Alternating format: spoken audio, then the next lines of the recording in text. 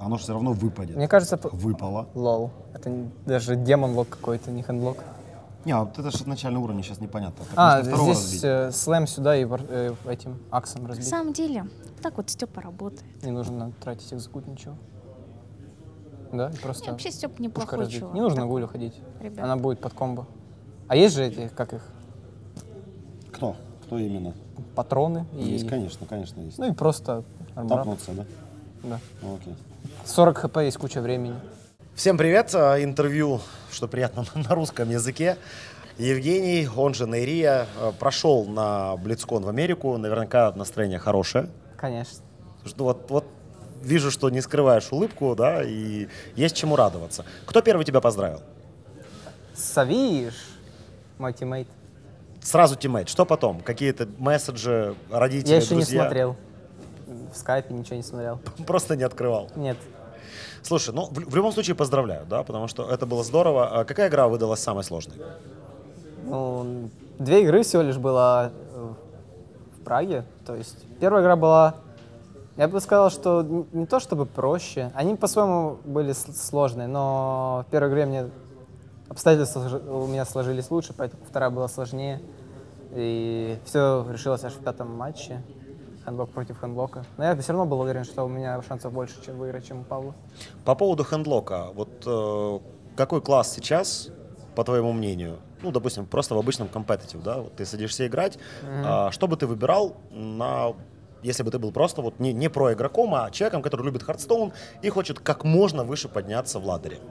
Ну, я бы всем рекомендовал, конечно, учиться играть патронами, потому что патроны — это сила в ладере, как минимум. Все топ-игроки берут топ-легенду патронами.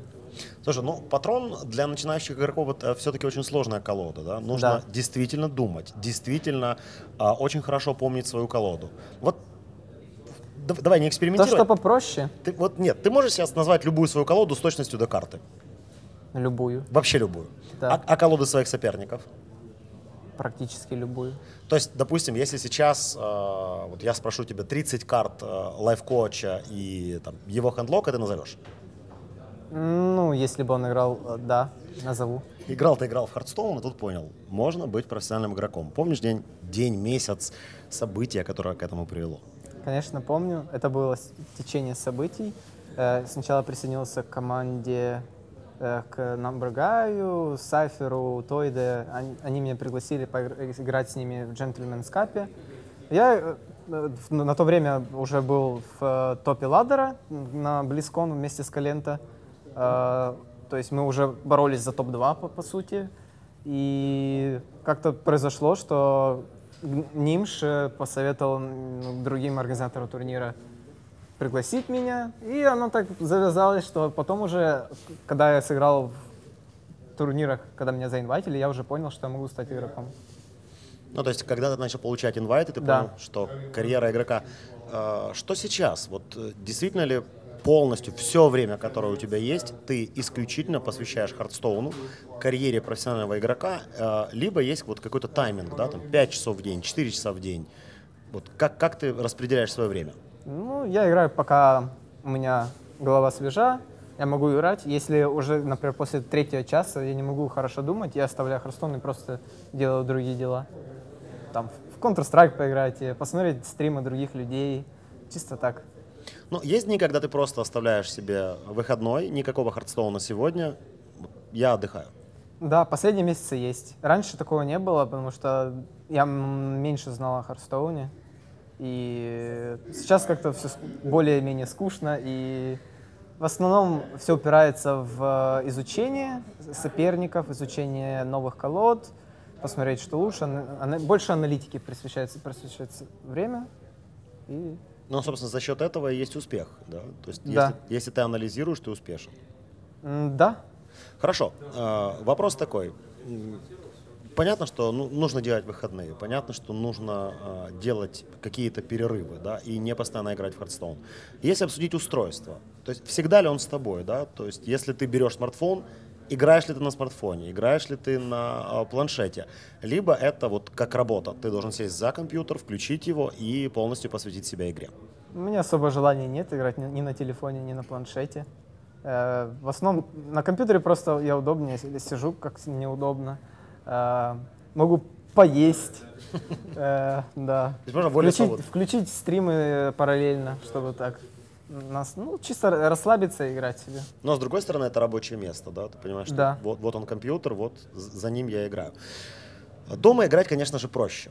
Да, то есть все, стены помогают, комфортная обстановка. Что по поводу больших турниров, когда есть зрители, есть шум, камеры, свет, насколько все это вот приносит какой-то стресс, какие-то нервы? Сложнее всего ждать своего матча. Ты ждешь 2 часа, пока это все подготовится, уже там передумываешь все в голове, перекручиваешь. Поэтому если кто-то из ребят попадет на LAN-ивент, просто отключите мозги и сидите, ждите своего, там, пивать кофеек, сачок, и Ну, вот нормально. что ты сегодня делал в ожидании матчей? Кушал, пил воду, пил сок, пил кофе. Просто ходил по арене, либо находился где-то там, В где... плеер-лаунже, да. Плеер-лаунже. Что, кстати, по поводу организации этого ивента? Как бы ты 4, 5, 6, вот по 10-бальной шкале, 9, 12? Я бы сказал где-то 7. 7. Да. А что не так? Ну, по крайней мере, например, на DreamHack'е у меня было, точнее, у моей команды Team Liquid было Razer Lounge, поэтому мы могли расслабиться, посидеть за компами, поиграть. Там еда везде была. Но здесь тоже хорошо, по сравнению с другими турнирами намного лучше. То есть всегда есть еда, всегда есть, можно прийти попить, отдохнуть на диванчике, но полежать, поспать негде. Слушай, ну а ты ходил по арене? То есть, может быть, пройтись, раздать какие-то автографы, с кем-то сфотографироваться. Это тоже интересно, либо не нравится? Я даже не знаю, мне просто лень. Просто лень, да? Да. Есть очень много русскоязычных ребят, которые здесь пришли смотреть, в том числе Hearthstone, и я уверен, что если бы они имели возможность просто с тобой познакомиться, это наверняка было бы им очень приятно. Окей, твой самый опасный соперник, просто непредсказуемый человек, вообще за всю карьеру.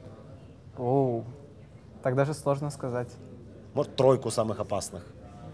Но сложнее всего играть против людей, которые играют нестандартными колодами, либо играют как-то непредсказуемо для меня. Для меня было сложно играть с Калента, те матчи, которые я против нее играл.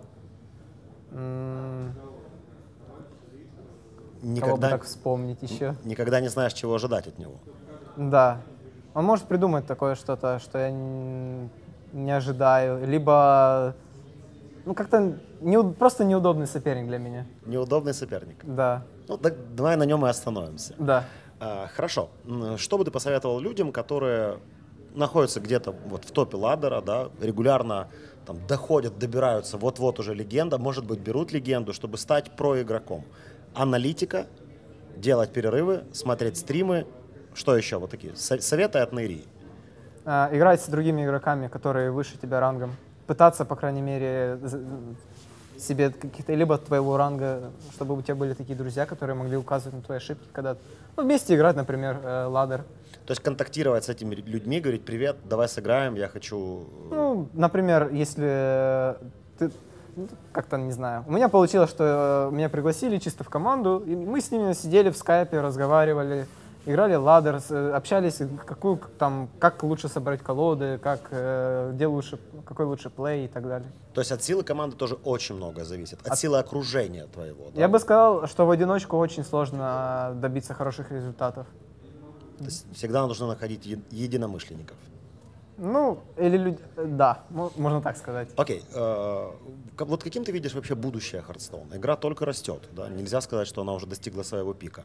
Есть регулярные обновления, есть огромная армия поклонников, есть чемпионаты мира. Вот как ты думаешь, к чему это может привести?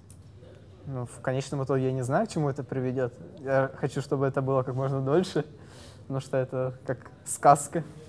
А вообще, я знаю, что у Blizzard большие планы на Competitive Hearthstone, поэтому жду с нетерпением новых патчей, новых ивентов. Потому что все патчи были удачные, мы все ждем их. Последний был неудачный патч для Competitive Hearthstone. Разные мнения. Тебе просто не совсем понравилось. Да, я не думаю, что любому проигроку понравился этот патч. Окей. Что ты читаешь?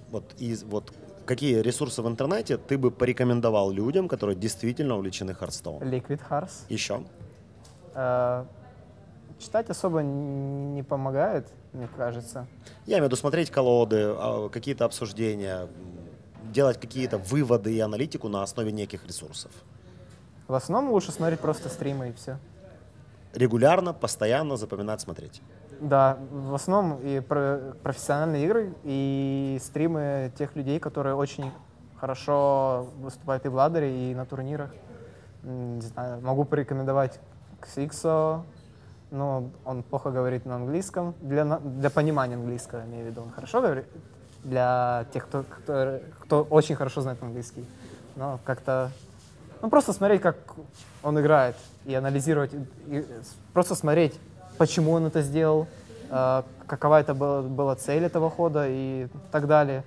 Калента, лайф-коуч очень полезный, я у него научился, единственный игрок, наверное, у которого научился за последние 2 месяца хоть чему-то. Слушай, ну тогда рассказывай, сколько ты будешь стримить в ближайшее время, я сяду и буду смотреть. Это больная тема.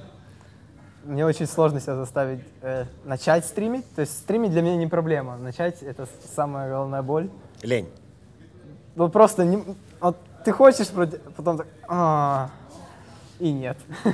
Ну, обычно я стримлю по будним дням, где-то с часов 3-4 и до вечера. Окей, спасибо огромное, что ты нашел время. Если есть желание, сейчас можно передать там какие-то приветы, пожелания, всем сказать спасибо, кто тебя поддерживал, и твоим поклонникам, которых наверняка немало. Привет, люди, которые меня смотрят на стриме. Спасибо моим спонсорам за то, что помогают мне и команде, конечно же, которые помогают мне в течение этого года. Уже почти год, как я в команде Liquid. И пока я был счастлив, Подписывайтесь на наши социальные сети, друзья, смотрите StarLadder, играйте в Hearthstone, становитесь проигроками. Пусть у вас все получается.